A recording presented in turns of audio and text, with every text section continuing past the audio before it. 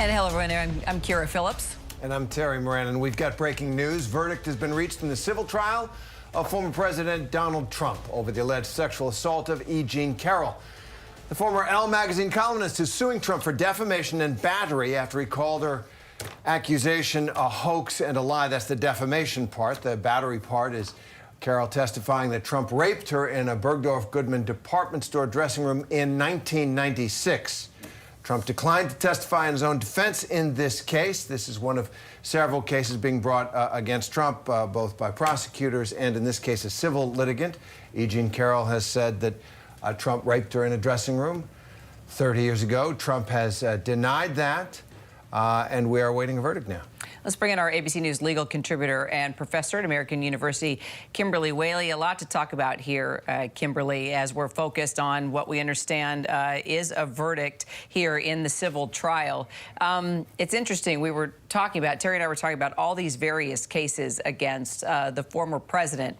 And here he is running for president once again. And it seems all eyes continue to focus on the president, and these types of cases are not seeming to hurt his poll numbers or his reputation thus far as he's moving forward to run for president. So looking at this one in particular, when we're talking about rape, when we're talking about defamation, we see him in a deposition video acting like, yeah, you know, I'm a celebrity. I guess I can kind of do what I want, referring to the infamous Access Hollywood tape. Could this be the case that maybe will somehow sway what Americans think about the former president?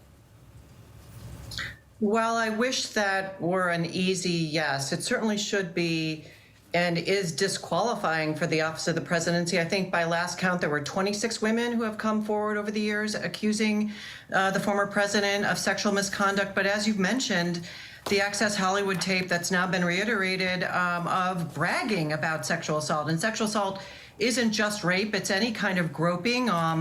That didn't make an impact in 2016.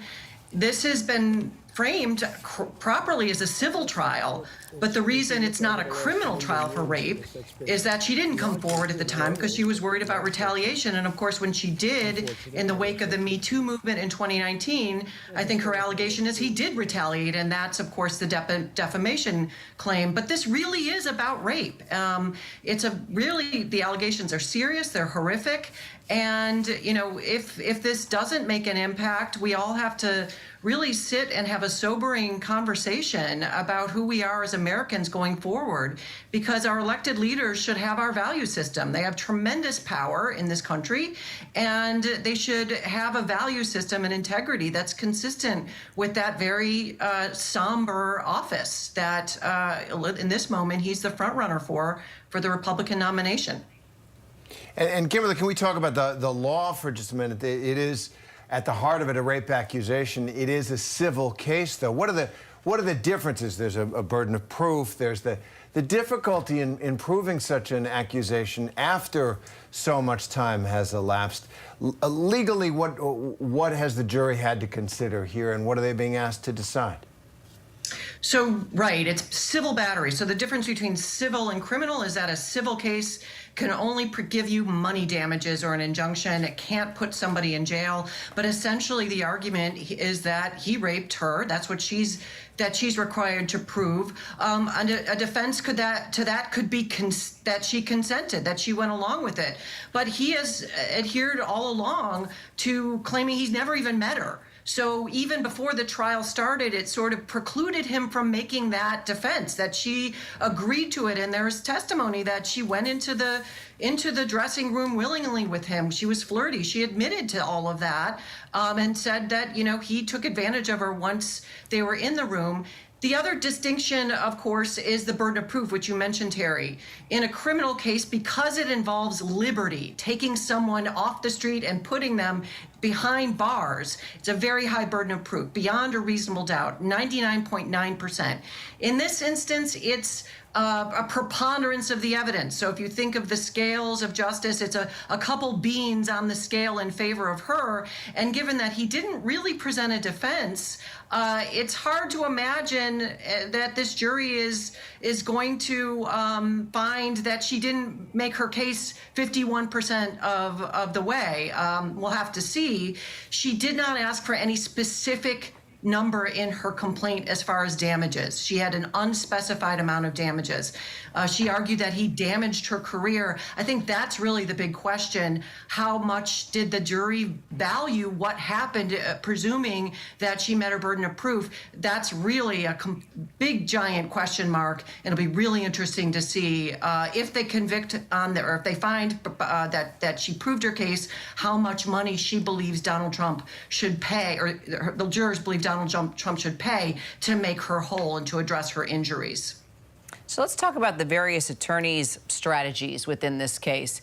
You had Trump's lawyers saying E. Jean Carroll's not credible, that this is all a hoax, she made this all up, that she's crazy, paints that sort of picture of her. Yet you have E. Jean Carroll's attorney who brings in two other women that say, we've had the same experience here. We were groped. We were sexually harassed. So I guess the question is, E. Jean Carroll's attorney, would they be able to prove, or did they prove a pattern of behavior here? Do you think that that would have been a stretch? And we should also talk about, too, the fact that E. Jean Carroll said this happened 3 decades ago, and just Kathy Hochul and the law that she implemented into why this is now able to come forward, minus statute limitations here, and the reason why we're seeing this ongoing.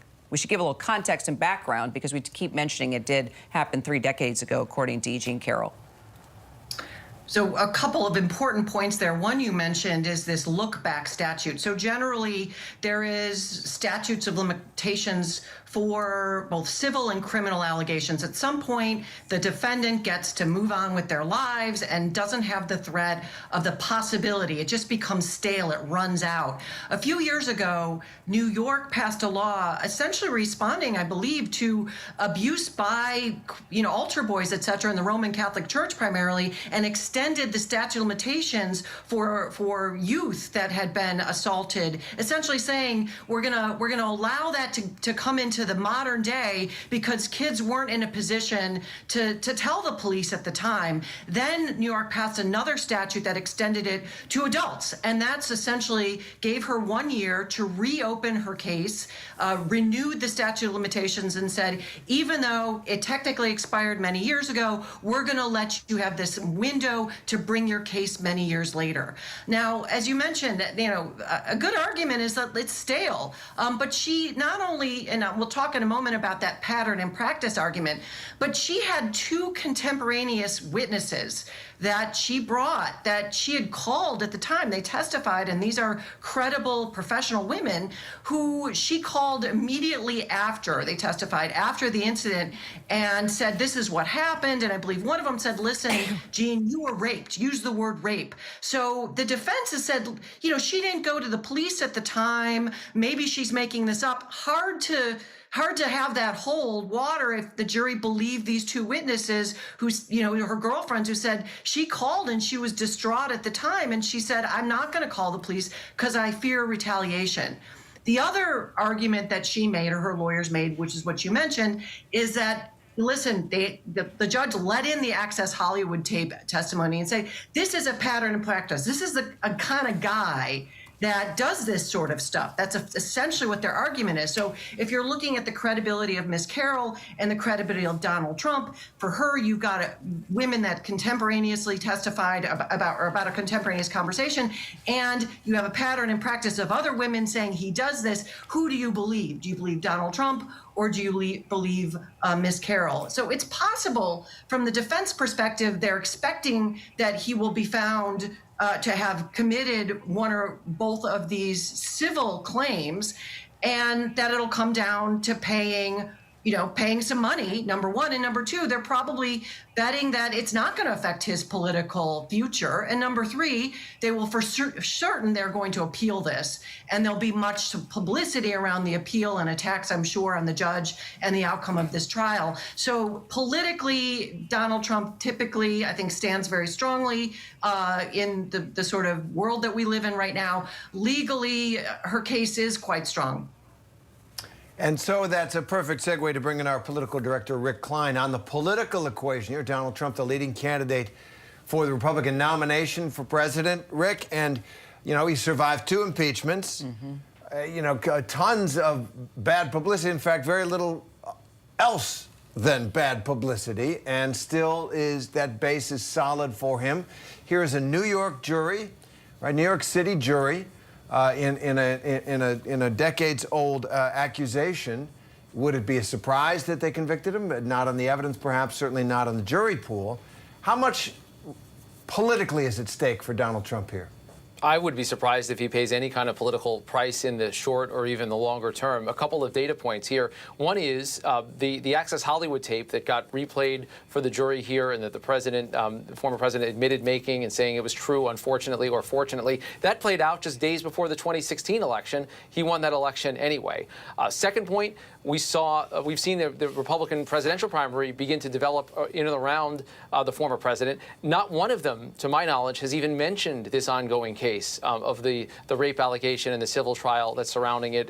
This case has not broken through in any way to Republican primary voters, at least vis-a-vis the candidates for office in any way, even directly or indirectly. And the third is, I'd just point you to our polling from over the weekend, which didn't ask specifically about this case, but did ask about another case, about the case, his efforts to overturn the 2020 election. As we talked about on the program yesterday, guys, a really stunning item in that poll. More than half of Americans think that the former president should face criminal charges for trying to overturn the election. But of that number, about 1 in 5, 18%, say they'd vote for him anyway against Joe Biden. So much of this appears to be baked into the political cake when it comes to Donald Trump. I don't see this by itself moving anyone's firm opinions on Donald Trump, to speak very honestly, and before we know what the actual verdict is.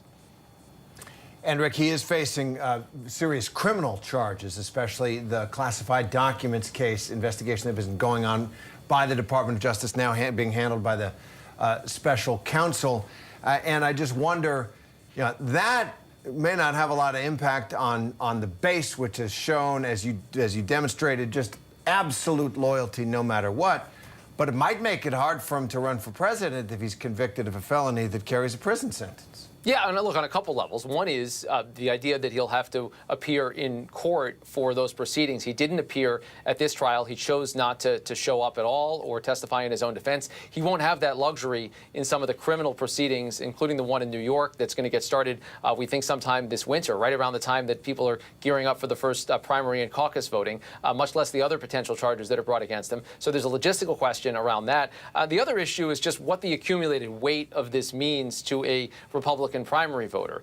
There are other candidates out there who are making the case that Donald Trump simply has too much baggage around him. There's just too much, he's disliked or even hated by too many members of the public, that there's just too much at risk for the Republican Party to go with him. And if this swirl only increases between now and the primary voting, maybe that adds up to a good argument for someone like Governor Ron DeSantis or Senator Tim Scott or Nikki Haley or another candidate, Mike Pence, to make the case that actually they're better positioned. All of that, though, right now looks like it's a bit of a bank shot. We've seen Donald Trump probably stronger than ever in polling, much stronger than he was at the same stage in the 2016 election cycle, and that's despite a whole lot of noise that's been out there already. So yes, there are intervening circumstances that could complicate things, and it's possible that the extraordinary situation of standing trial, maybe even being convicted in a criminal case while a candidate for president, is a very realistic possibility. Nothing right now on today's facts say that anything is necessarily a disqualifier. So politics, not necessarily a disqualifier. Kimberly Whaley, what about the Me Too movement? Whatever the outcome is here, liable or not liable, could this in any way add more fuel to the Me Too movement? Well, to the extent to which it still exists, and I say that because we're coming up on the 1-year anniversary of the decision in Dobbs in which the Supreme Court erased for the first time in history a recognized constitutional right, and that was one of women being able to make determinations about their own bodies for purposes of pregnancy. And of course, horror story after horror story are coming out of, women going into sepsis shock, not getting basic health care, even with fetuses that are not viable because doctors in states with draconian abortion laws are worried about their own liability. And even though the midterms, many political experts believe that the midterms favored the Democrats in part because of abortion, we haven't seen any action out of the United States Congress around abortion, and it's not having the kind of groundswell that, say, Black Lives Matter and the George Floyd protested, et cetera. So I think you're right, Kira, to raise that. The Me Too issue in connection with E. Jean Carroll, and I would add just the idea of reproductive rights being rolled back in a way that is costing women potentially their lives, but certainly causing severe physical and emotional and psychological trauma. And we're still sort of skirting around the issue. So we'll have to see. I would like to see that the Me Too movement gets invigorated by this, and that not just women, but all genders kind of join that as a human rights issue. But it just really hasn't happened. It's kind of gone in the wrong direction, frankly, from a legal perspective.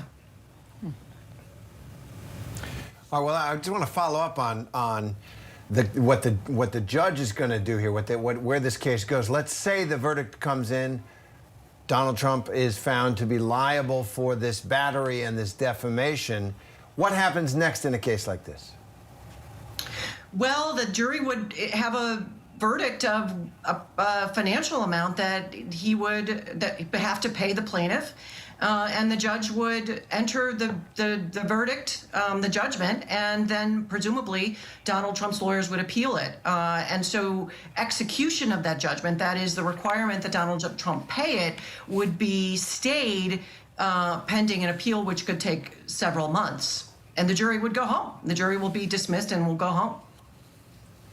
Let's take a look back at that part. I mean, there were two parts within that video deposition that we saw that were pretty, well, I guess nothing really surprises us when it comes to the former president and what he says. But this was that moment when he was shown that photo confusing E. Jean Carroll for his ex-wife, Marla Maples. Let's take a look at this part of the deposition and talk about the impact you think this may have made.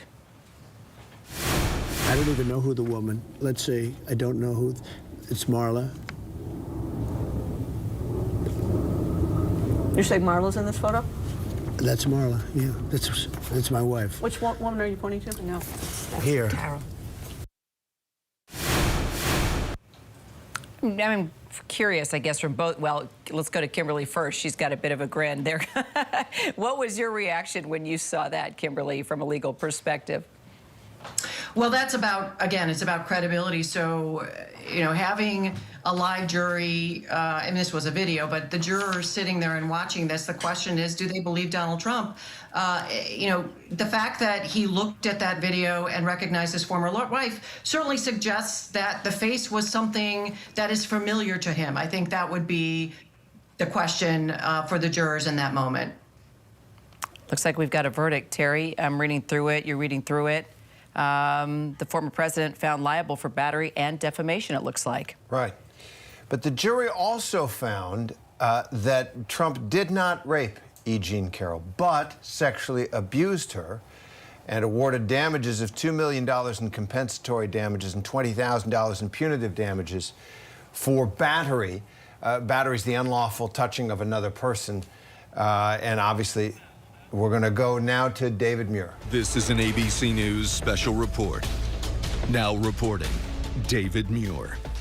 Good afternoon. We're coming on the air because the jury has now reached a decision in writer E. Jean Carroll's rape and defamation lawsuit against former President Trump. The jury in this civil trial just moments ago finding Donald Trump liable of battery and liable of defamation in connection with claims brought by E. Jean Carroll.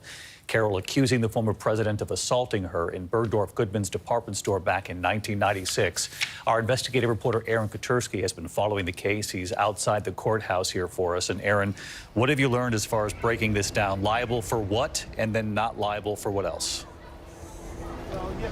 David, this jury reached its verdict in a little bit of under 3 hours of deliberations after getting the case earlier today, and they found that E. Jean Carroll was battered and defamed by former President Trump. Interestingly, David, the jury did not find that Carroll proved by a preponderance of evidence that Trump actually raped her. However, they did find a lesser degree of battery, finding that Trump sexually abused E. Jean Carroll in that department store in the mid-1990s. And for that, they awarded $2 million in compensatory damages.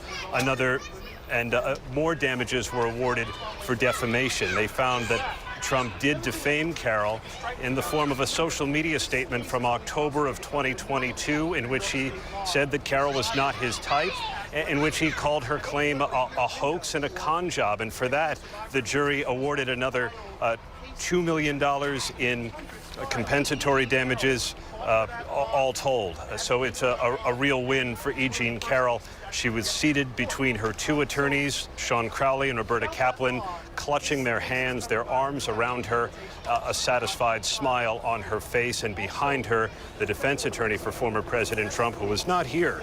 He did not show up to this trial, but his defense attorney, Joe Tacopina, sat back in his seat in defeat.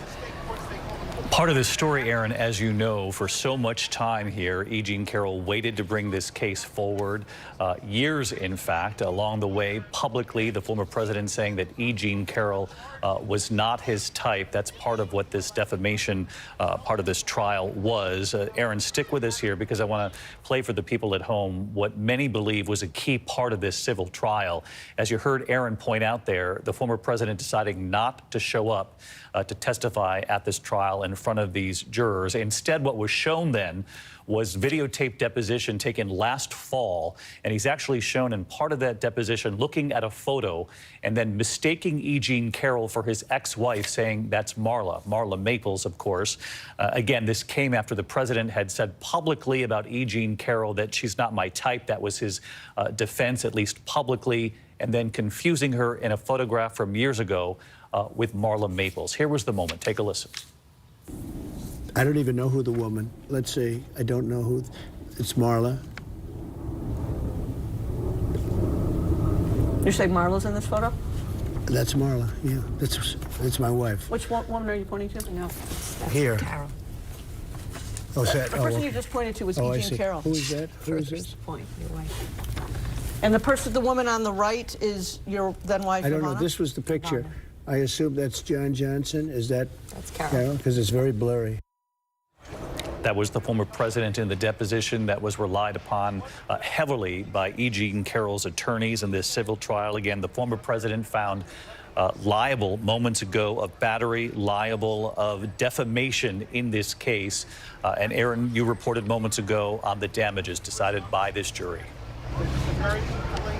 The jury awarded $2 million in compensatory damages for the battery, another $20,000 in punitive damages for the battery, David. And then on defamation, the jury awarded $1 million in reputational repair, $1.7 million for that reputational repair, $1 million in compensatory damages, $280,000 in punitive damages. So all told, we're looking at about a $5 million award for E. Jean Carroll after she brought claims against former President Trump. David, that moment you've played where he confused his accuser for his ex-wife, Marla Maples, may have been a key moment for the jury because the plaintiff's attorney said that it proved that E. Jean Carroll was exactly Donald Trump's type. And the jury found that the statement, "she's not my type," was false, and Trump knew it. That was part of the verdict form, and maybe that's what the jury decided when they found in favor of Carroll for defamation. But there were other moments, too, that were played for the jury, including the Access Hollywood tape in which former President Trump says that stars like him can kiss and grab women without consent. And Carroll's attorney said that's exactly what happened to her and to two other women who testified here during the course of the trial, that they too were sexually assaulted by former President Trump, even though he had denied it. So E. Jean Carroll walks away with a full victory on her battery and defamation claims. And David, more than 24 women have come forward to accuse Trump of sexual misconduct over the years, but Carroll's claims were the first to make it into court here, the first before a jury, and she's now successful. And Aaron, as you dissected there that key piece of testimony, another question going forward will be this sort of strategic, tactical decision for the former president not to show up in that courtroom, and whether or not that played heavily with jurors who took that into account, that he wasn't willing to testify in that courtroom. E. Jean Carroll's attorneys called him out and said that Trump had every opportunity to come here and testify in his own defense, but he didn't do it. Didn't do it, the attorney said, didn't come to court, didn't look you, the jury, in the eye and say, I didn't do it. And the defense had an answer for that. Joe Tacopina, the defense attorney, said, why would Trump come here? He said that the entire story was completely made up, an unbelievable work of fiction ripped from an episode of Law and Order SVU back in 2012, when a woman is seen being raped at the very same department store. And he accused E. Jean Carroll of making up her claim whole cloth. She couldn't remember a date. So the defense attorney asked, what was I supposed to ask Trump if he did show up here? Where were you on some unspecified date 27 or 28 years ago? He said there was no point in having Trump testify because there was no way to establish an alibi. Aaron Katersky, our investigative reporter. Aaron, thank you for that. He's been covering this case every step of the way. One more question on this before we return you to regular programming. I want to bring in a member of our investigative team, Catherine Falders, as well. And Catherine, again, you heard Aaron and I talking about this decision not to testify. You know, that can be read any number of ways by members of the jury. His team, the former president's team, saying he didn't need to because of they believed the truthfulness of the story being brought forward by E. Jean Carroll. That obviously is going to be a tactical sort of decision that is debated moving forward, given the fact that this jury found the former president liable of battery, liable of defamation, well more than $1 million in damages now. And Catherine, the case is completely different from what Jack Smith is investigating, the special counsel on the federal level, and what state authorities, the prosecutor in Georgia is looking at and moving forward, because the former president faces a number of legal challenges ahead. Again, completely different, these cases. But again, this is going to shine a real spotlight on legal strategy when it comes to the former president's team of advisors, and whether or not making an appearance, being more sort of publicly willing to be part of the legal process, whether or not that's going to be a calculation moving forward here. Yeah, and this has always been a discussion with Trump and his legal team behind the scenes, even dating back to when he was in the White House. Does he make an appearance before the special counsel? Does he talk to investigators? Yes, these are completely different, David, but what this shows us is this window into this pattern of behavior by the former president when he is confronted with the court system, whether it be civil or criminal in any way. It gives a window into his reaction and his behavior when he's posting on his social media app, Truth Social. The judge in this case, for example, had to warn him against that. He didn't show up. So what this is telling us, and what we're seeing here, is this can only go so far. Trump's claims, his comments publicly on these various different investigations, it can only go so far, of course, when he's confronted by a jury of his own peers. David. Catherine Falders with our investigative team as well. Catherine, thank you as always. Again, the breaking news at this hour, a jury here in New York finding former President Trump liable in the E. Jean Carroll rape and defamation case, not of the rape, but liable of battery and liable of defamation. And as you heard Aaron Katersky report, well more than $1 million in damages.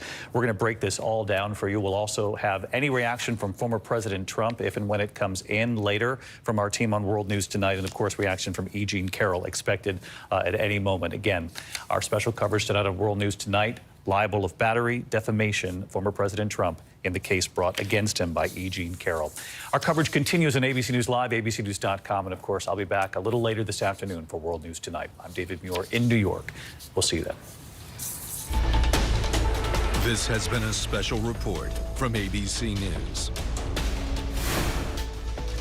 And we do continue our breaking news coverage here on ABC News Live. A jury finding Donald Trump, the former president of the United States, liable for battery and defamation in that civil trial in New York City. We're going to continue the conversation now, bring in our ABC News legal contributor and professor at American University, Kimberly Whaley, also ABC News political director, Rick Klein. So Terry and I were just talking, maybe both of you could weigh in on this.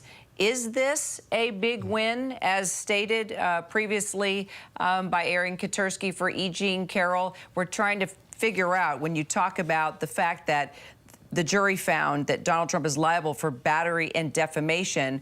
We're still thinking about that word rape. Because she brought this as a case about a rape, and somehow, and we're going to get the details of how this worked out legally, the jury in its verdict said, just by a preponderance of evidence, we do not believe she was able to prove the rape claim, for whatever reasons juries have them.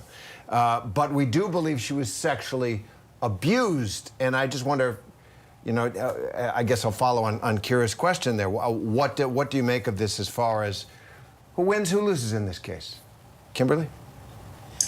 You know, I think it's really a distinction without a big difference when it comes to the actual civil claim, which is just plain old battery. And I went and looked, while you were talking, I looked at the actual complaint, the document that initiated this lawsuit in federal court, and it just says battery. In the description of that claim, it talks about groping and rape.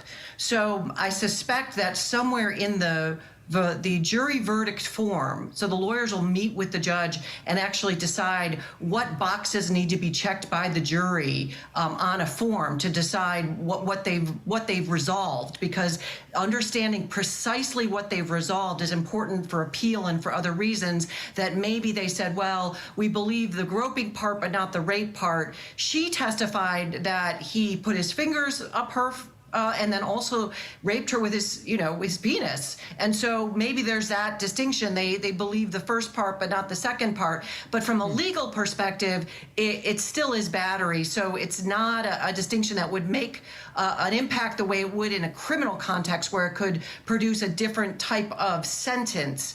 Now, as far as the number, I think it's pretty high. Aaron, we haven't seen the actual verdict form, but Aaron Katursky calculated it at about $5 million if you add up the compensatory part of battery, the compensatory part of defamation, and then punitive damages. So that is not a small thing. That the jury decided, okay, compensatory damages is how do we make the plaintiff whole? We can never make her whole completely, but if we look at how she was harmed reputationally with the defamation, maybe her medical bills, her psychological harm, that's the compensatory part. Then the punitive part is sort of a finger wagging. We just want to send a message that this is not okay. I think the fact that it wasn't just compensatory damages, but also punitive, and is not as high numbers as a compensatory, means that this jury was serious and meant business. There just might have been some queasiness on the jurors to actually sort of identify a former president as having committed the crime of rape. But overall, the plaintiff's lawyers and Ms. Carroll, I think, are very, very happy with this verdict. All right, let's go to our ABC News senior investigative reporter, Aaron Katursky, who's covered this case. And Aaron, can you clear this up for us? Yeah, this case brought as a battery case and a defamation case. The battery alleged was a rape.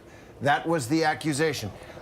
Did the jury have what in a criminal case would be considered lesser included offenses? Were they able to distinguish on the verdict form, we don't agree with the rape, check, we do agree with the sexual abuse? Can you just sort that out for us, please? In effect, yes, Terry. They did have different gradations of battery to consider. If they didn't agree that Carroll proved by a preponderance of the evidence that Trump raped her, they could find by preponderance of the evidence that he committed a lesser sexual act on her, sexual abuse or forcible touching. And the jury verdict form here goes through all of that. And they did find that Trump sexually abused E. Jean Carroll. They didn't have to say any more. In fact, the judge told them, don't offer any commentary on the verdict sheet. So we don't know, and the jury remains anonymous, so we may never know why they didn't find for rape, but they found for sexual abuse. In effect, it doesn't matter. As long as they found some degree of battery in this civil case, they're holding former President Trump liable for that battery and awarding $2 million in compensatory damages, another $20,000 in punitive damages. Got it. So, all right, Looking at the outcome here, now let's take a look at the man who is again running for president of the United States. What we know about him, the investigations he's been involved with, the allegations that have been made, and also things that he has now been found guilty of. And today, we are finding out that this presidential candidate has been found guilty, has been found liable for battery and defamation. E. Jean Carroll won. She said it happened 30 years ago, that he sexually assaulted her in this dressing room in a luxury department store. And now let's fast forward to what we know when it comes to former President Donald Trump and how he feels about women, how he's acted towards women, how he's talked about women, because a big part of what took place in this trial, matter of fact, Carroll's attorneys showed and referenced this tape at least 5 separate times, and that is when Access Hollywood let that tape leak, where the president talked about sexually assaulting women, and because he was a celebrity, he was able to touch women whenever he wanted without their consent. Can we take a look back at that moment? Maybe the control room, if we can roll this part from the deposition where he is confronted once again about that Access Hollywood tape and what he said and how it played into this trial. Can we roll that and have a discussion about this? If you look over the last million years, I guess that's been largely true, not always, but largely true, unfortunately or fortunately. And you consider yourself to be a star? I think you can say that, yeah. So much to unpack here.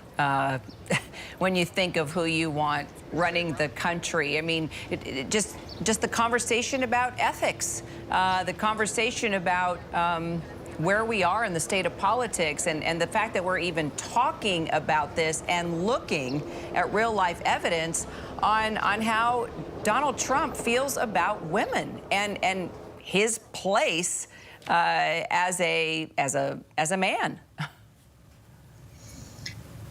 Listen, I'll get personal for a moment. I have 4 daughters, and to hear the former president not just say that for millions of years, stars have groped women, but that's fortunately or unfortunately somehow condoning that as an acceptable state of affairs in our society in 2023. I mean, that is really just disgusting and very troubling. But I should note, I mean, you mentioned earlier the question of, okay, Me Too. It is also sort of an interesting fact that the Alvin Bragg criminal indictment, a linchpin of that is Stormy Daniels. So we have 2 women here finding some justice potentially in the legal system today. And there is the plaintiff, E. Jean Carroll, victorious in this case. Let's go to Erin Katersky, who's there for us. Erin, how's it look? Doesn't look like she's going to the mics. Terry, I can see E. Jean Carroll emerging with her attorneys, Roberta Kaplan. Behind her, Sean Crowley and Michael Ferrara, 2 former federal prosecutors here in New York who were key in this case because they questioned a lot of the witnesses on behalf of Carroll and her case. She's declining to make a statement, but simply getting into a waiting vehicle to be driven off. We're not sure that she plans to make any kind of a public statement, but we'll see if we can get the attention of the lawyers because the way they framed this case was to say that E. Jean Carroll had to be telling the truth because Donald Trump told you she was telling the truth because it's how he treats women based on the Access Hollywood tape and based on the accounts of 2 other women who say they were sexually assaulted in much the same way. If you wouldn't mind me, No, Sean? try and get the attention. Sean? Go ahead, Erin. If you can bring one of the attorneys forward, that would be great. Congratulations. I think they're both going to decline. Sean Crowley and Michael Ferrara, the 2 former federal prosecutors who were on E. Jean Carroll's legal team along with Roberta Kaplan, winning this case and about $5 million in total damages. The moment you played, Kira, of former President Trump talking in the Access Hollywood tape and then reacting to it, I think was another moment that may have made the jury perk up, because you heard Trump say at the end that stars can get away with it. Historically, he said, unfortunately or fortunately. And in her closing statement, E. Jean Carroll's attorney, Roberta Kaplan, said, fortunately? Who says fortunately in connection with a sexual assault? And she went on to say, I know who, and he thinks that stars like him can get away with it. She asked the jury to make sure to hold Trump to account. And Aaron, tell us about the jurors here, who they were, what their backgrounds were, and what you make of the inevitable argument that Trump and his supporters will make, is that this is a New York jury. It's just another liberal witch hunt up in one of those blue states against me, Donald Trump might say. What do you make of the jury? He might say that, although in this case it'll be interesting to see if that's actually the case, because the Southern District of New York is not just a Manhattan jury. In fact, I think there's only one, maybe two on the 9-member jury actually from Manhattan. There are 6 men and 3 women on the jury. We don't know their names because they were anonymous and will remain so. The judge even admonished them to say, you're anonymous, so if you speak out, that's on you. And they were from the Bronx. They were from Westchester. And it was interesting to me, Terry, because none of them had the life experience of E. Jean Carroll, who was something of a unique figure, someone who had been on television, who had a widely read column in Elle magazine, the kind of person you could imagine would dine out with Gay Talese, you know, the writer, or go dancing at Elaine's after work, you know, the famous Manhattan restaurant where the literary set hung out. And that's just not regular people. And so it did make E. Jean Carroll something of a unique victim and a bit of a complicated victim, because, as the defense pointed out, she didn't behave the way the defense thought a rape victim might. She saved the dress she wore. She continued to shop at Bergdorf Goodman. She didn't go to the police. She didn't scream. She watched Trump on The Apprentice. And the plaintiff's side presented a psychologist to explain why she may have done or done certain things and acted the way she did or didn't. And perhaps the jury believed it, but to the defense, it was entirely incredible. And the defense said that this couldn't have happened because E. Jean Carroll didn't act like it. And before we move on to Rick, one more question to you, Aaron, if you don't mind, before we move on to Rick and just talk about the political implications here and how astounding it is that Trump is still in the running and very popular even within outcomes like this. You know, Carroll was able to bring this suit under the Adult Survivors Act, that state law that opened a year-long window in which victims could file complaints whose statute of limitations had expired. A lot of people were wondering, well, how can this come forward 3 decades later? I think it's important to point out, and I don't know if you need to check in on what that screaming is behind you, Aaron, but a lot happening there outside the courthouse. Could you tell us more about this Adult Survivors Act that Governor Hochul brought back into the picture, which really opened up the door for E. Jean Carroll to do this and bring about another discussion about the Me Too movement, which sort of had a rise, a fall, maybe a rise again? Sure, and the screaming here of the courthouse is across the street from a playground, just so you know there you go. Where we are. Thank you. The Adult Survivors Act was signed into law and enacted in 2022, and it enabled adult victims of sexual assault to sue the people they said did it, even after the criminal statute of limitations expired. So it allowed for lawsuits that otherwise would be time barred. And this is a year-long window that opened on Thanksgiving, the very day, this past Thanksgiving, when E. Jean Carroll filed her defamation and battery claim. It's her second lawsuit against former President Trump. She had an initial defamation lawsuit that got hung up in the courts on some legal technicalities. And so she filed this new lawsuit, adding the battery claim under the Adult Survivors Act in New York. And for her, that has proved successful. It was a window that the state wanted to open up because the lawmakers believed that there were, in many cases, women like E. Jean Carroll who otherwise would never have been able to have their day in court. Aaron, thank you. And also, I'm put in mind of the response that E. Jean Carroll had to that defense tactic, that she didn't act like someone who was raped might have. and they pointed to various things over the years. And it was almost a poignant line in the case where she said on the stand, she said the times were so much different. It was 30 years ago. Women didn't feel comfortable coming forward and talking about that, and especially going up against somebody like Donald Trump with all that power and money and influence. I mean, and she was a journalist, and it was a totally different time. Right. I thought, as I said, that was poignant. Let's go to our senior ABC News reporter, not senior, but excellent. Catherine Falders is with us. Catherine, you've got a response from Donald Trump. What's he saying?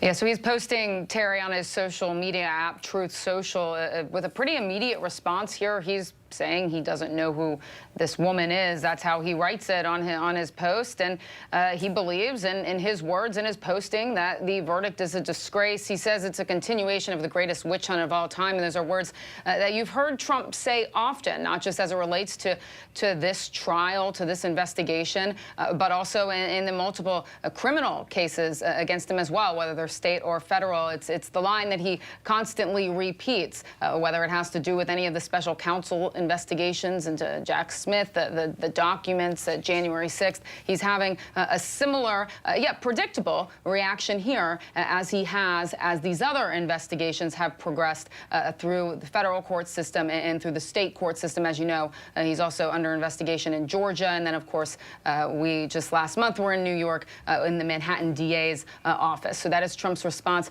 so far. I'm sure he will have more to say on this in the near future, as he typically does. Hard to keep track of them all, Catherine, and you do that for us, and you are a senior reporter. The only reason I stumbled was I think of myself as senior, and you not. But I appreciate your expertise in this. Let me ask you, all those things he says, you know, this is part of the witch hunt.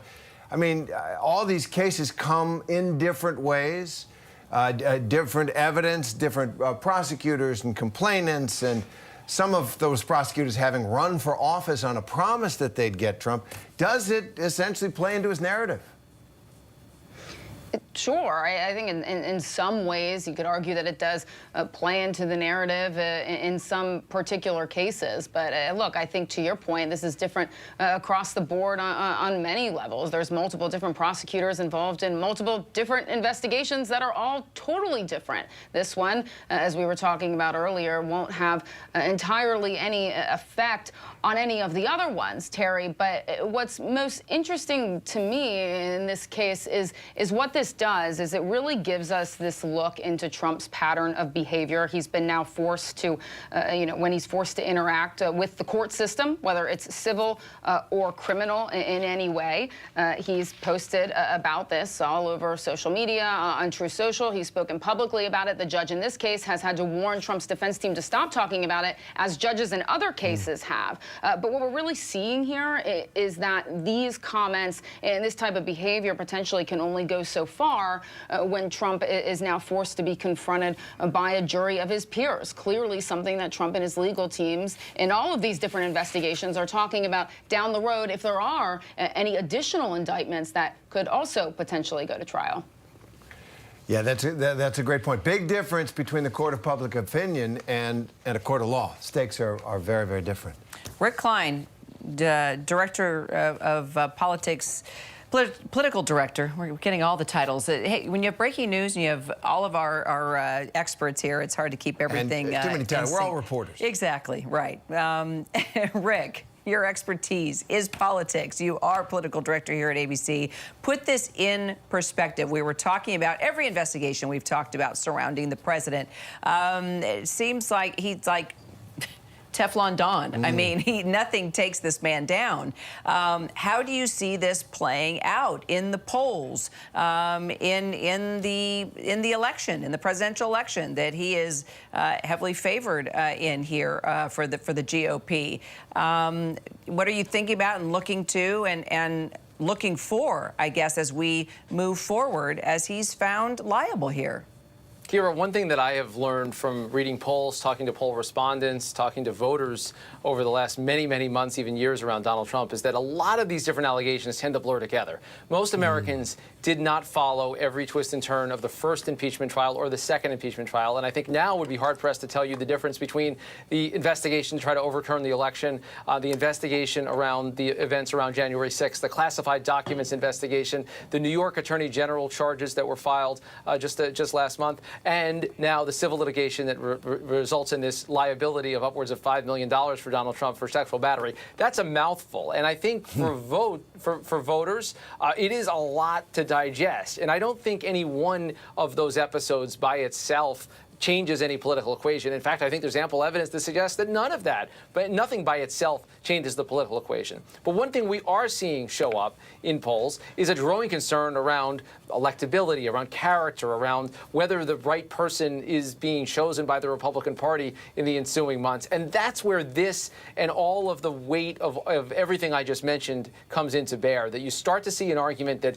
candidates and voters will start to make to say, whatever you think about him, is he the choice you want going forward, or is there just too much? Is there just too much baggage? Is there actual underlying allegations that should be disqualifying in people that might have thought he was a good president before and might think he might make a good president again? Do they begin to second guess themselves and start to look at other candidates long before a single vote is cast? Great point. And that litany of the legal issues confronting Donald Trump is hard to keep track of. But I want to pick out one detail of this, or it's right at the heart of the course of the case. This is a woman who accused him of harming her. And I wonder, the Republican Party, tell me about the gender gap these days, has a problem with women. And does this risk deepening that? Is there something that happens out of this jury's verdict, a considered verdict? Clearly, they thought about her accusation and the evidence, and they said, we don't quite have a rape here in our judgment. The evidence doesn't quite reach that, but we do think he sexually abused her, and here's a lot of money because he needs to be held accountable for it. Does that complicate Republicans' already complicated relationship with so many millions of American women voters? Sure, but we've been down this road for a long time. And I think the fact that the Access Hollywood tape came out just before the last election, Donald Trump didn't carry women. He didn't come close against the woman that would have been the first female president. But that gender gap wasn't enough, ultimately, for Hillary Clinton to win. And a lot of women and a lot of men held their noses at what they heard out of Donald Trump's own mouth from that in that last campaign in 2016 and voted for him anyway. Now, do things change? Is the verdict in New York today seen as more credible or less credible than other allegations that have been out there? This isn't even the only sexual abuse allegation or sexual assault allegation up there against Trump. He's denied them all. But the jury's saying they didn't believe those denials. And in fact, they believed E. Jean Carroll in this case. Does that convince people? Is it used as a kind of more subtle or rounded instrument to try to go at Donald Trump around this? Keep in mind that there's so much of this campaign is still to be played. I am struck in this campaign so far how little it's been about Donald Trump and his past transgressions, whether it's January 6th or his treatment of women or efforts to overturn the election or what have you. They're not really, the candidates aren't talking about that, at least not yet. First Republican debate's going to be the end of August. That'll be a test. And how voters are perceiving this overall. You're going to see a lot of reaction that's going to break around party lines and party preferences to say this is an effort to distract. I don't believe this liberal jury. I think the real issues are with Biden and around the border. All of those things are going to come back in. You're going to get a lot of political noise. Most voters are going to land somewhere else. So, Aaron Katursky, let's bring it back to you. Are you surprised that no one came up to the mics, or do you think this verdict just says it all? And we'll hear from folks later. I mean, we are hearing, of course, from Trump on his social media platforms, still saying he doesn't even know this woman. Where do we go from here? It was a little surprising that E. Jean Carroll didn't come out and at least say something, or her attorney, Roberta Kaplan. But all along, she has said in court that this wasn't about money necessarily. It was about getting her name back. And so the the plaintiffs never put a dollar figure on the amount of damages that they had hoped the jury would award. The jury came up with $5 million total for the defamation and battery on their own, and that the only number that was ever mentioned in court was what it would take if she had hired a marketing team to start a campaign to repair her reputation. The estimate was like $2.7 million. Whether that was in the jury's minds or not, we don't know.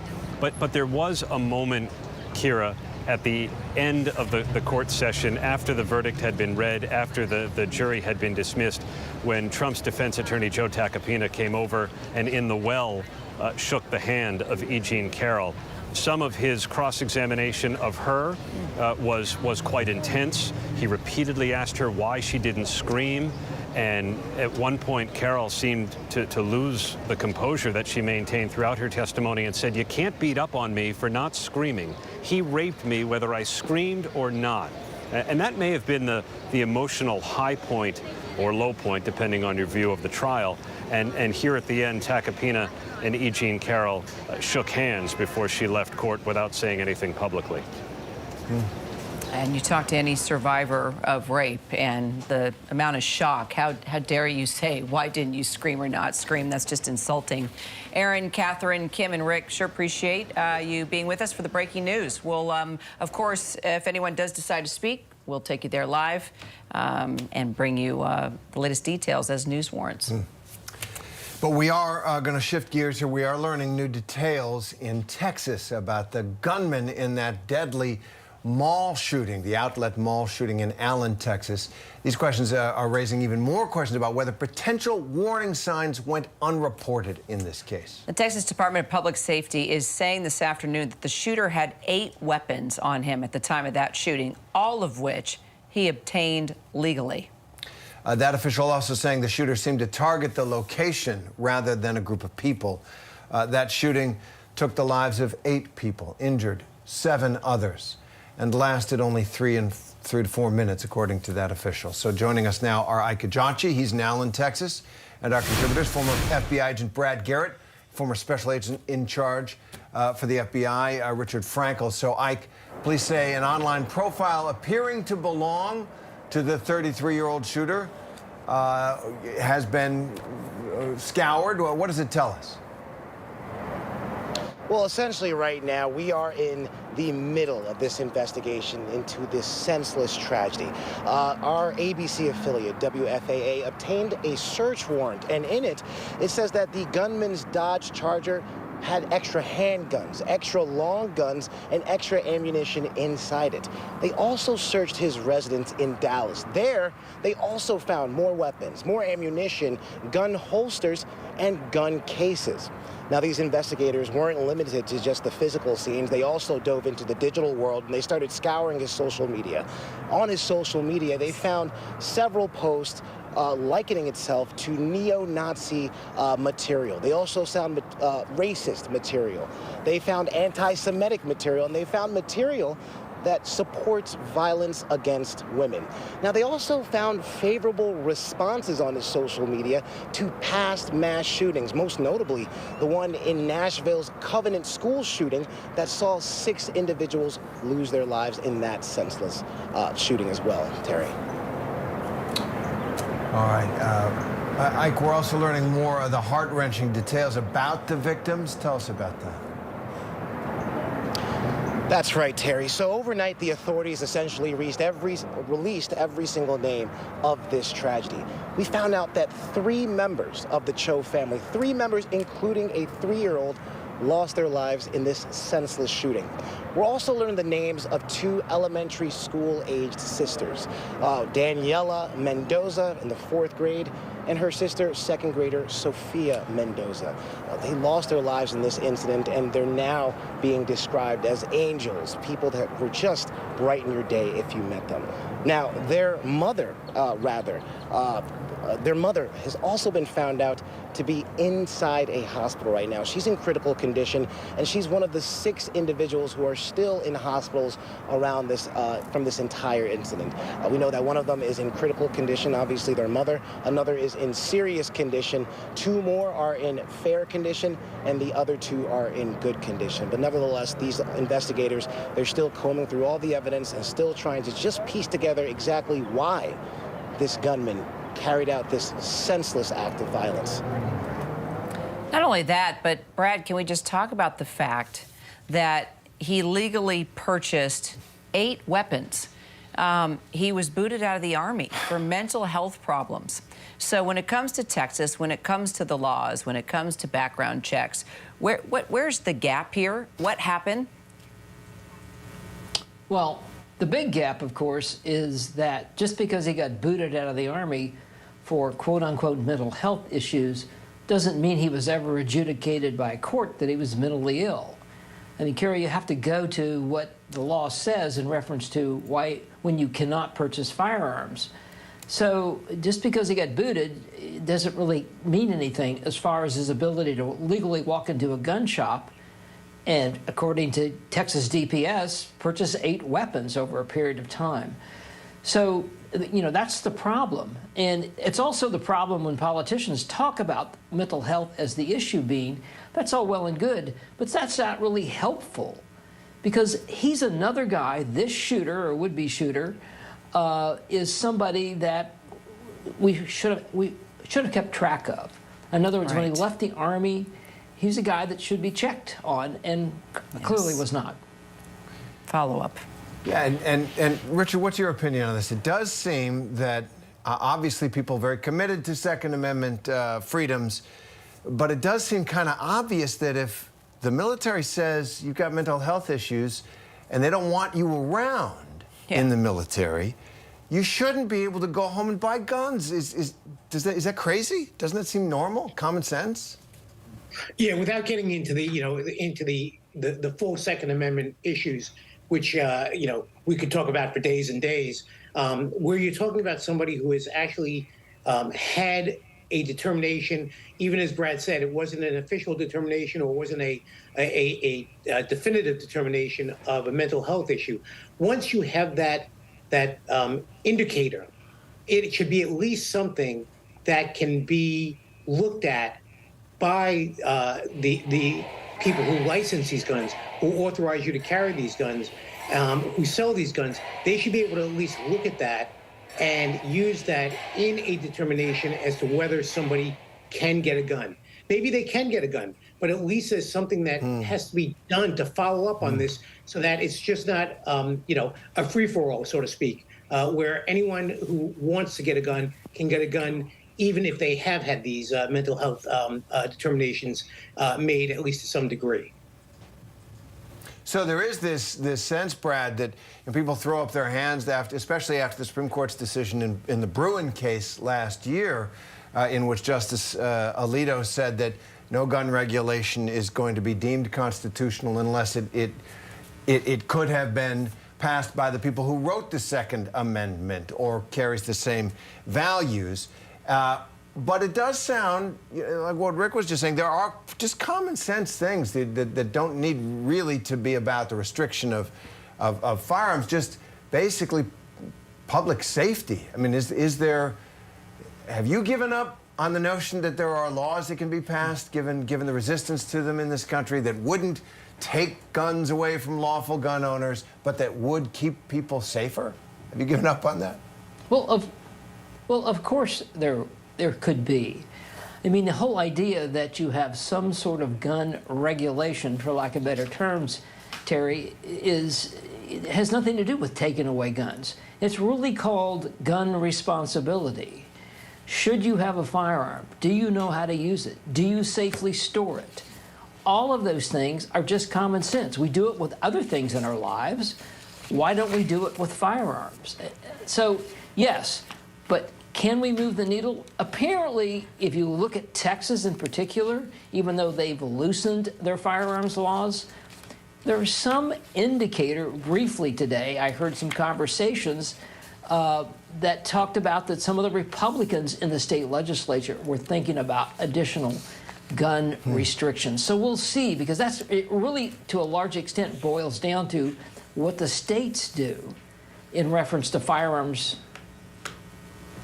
Absolutely. It's becoming one of the things Texas is best known for around the world. Ike, Brad, Richard, thank you very much. And thank you all for streaming with us. I'm Kira Phillips. And I'm Terry Moran. You can always find ABC News Live on Hulu, on Roku, on the ABC News app, and of course, on abcnews.com. The news never stops, and we'll be right back.